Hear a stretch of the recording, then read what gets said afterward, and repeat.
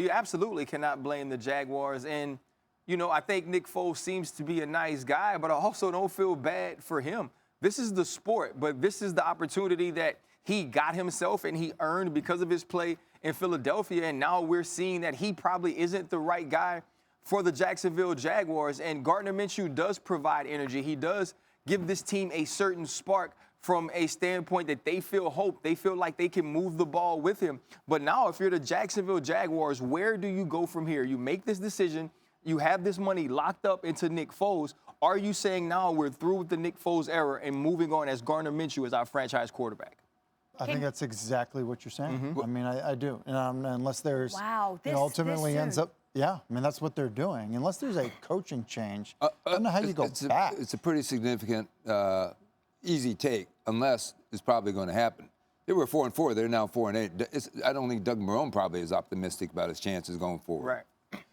And maybe that's why they're doing it, is it's that there is, because of Minshew's mobility, is maybe they feel like that's what they need, and that generates a little bit of a spark. Maybe that's what they feel like they need.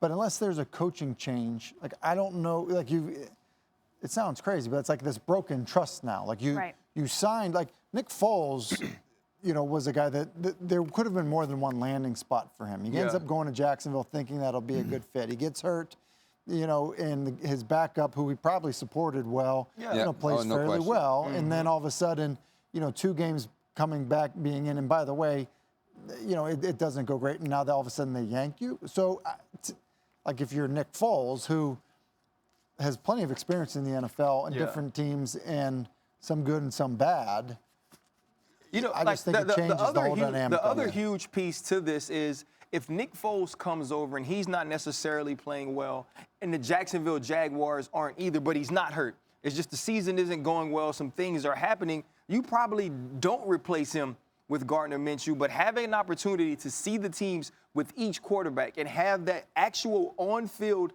comparison, it makes this decision a little bit easier. And I also believe no matter how much Nick Foles is liked in the locker room, those other players on the team see it as well. They see that they play much better. They see their energy, and those things matter. Here's what I would say and why I think this is a really dangerous move.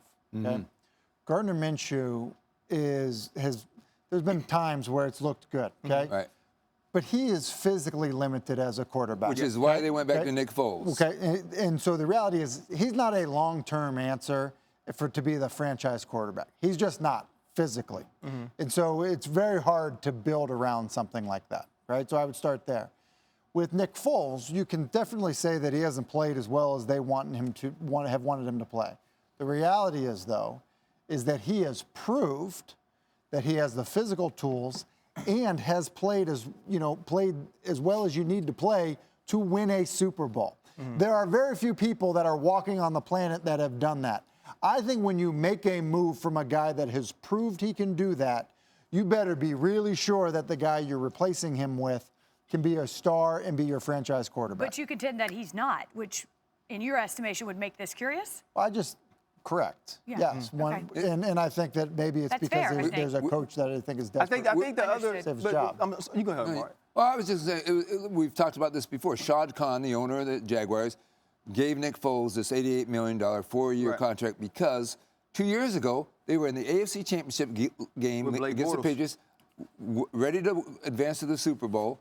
They fell short, and he has a guy who's won a Super Bowl, and therefore he had high expectations, which is why I say the writing probably is on the wall for Doug Marrone, which means who knows what it means going which means forward. all bets are off. But I feel like this is always a question with Nick Foles, right? Like we spoke about, he had obviously the 27 TD, 2 interception year with the Philadelphia Eagles, and then the next year he's not as good. He goes to the Rams. We don't see him play as well as we saw him play the 1 year in Philadelphia, and then in spot duty and backup duty, he wins the Super Bowl and he becomes the Super Bowl MVP, but we didn't see him play an entire season there as well. And so I think you've always been playing double dutch with how you feel about Nick Foles, and then when you have a young rookie quarterback outplay him, it brings up some of the things in your mind, and you start to say, see, we had some of these questions. We weren't 100% sold, and now here we go. I'm glad you said double dutch because Morton and I really identified. Oh, yes.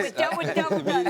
I bet you're pretty good at double dutch, Hasselbeck. Look, any way you look at it. What that is? What's that? Double Dutch? Yeah, he knows double dutch. I can double dutch. You know, we're getting a jump rope out here. We'll take care of this in a little bit. Thank you for watching ESPN on YouTube. For more sports and analysis, download the ESPN app, and for live streaming sports and premium content, subscribe to ESPN Plus.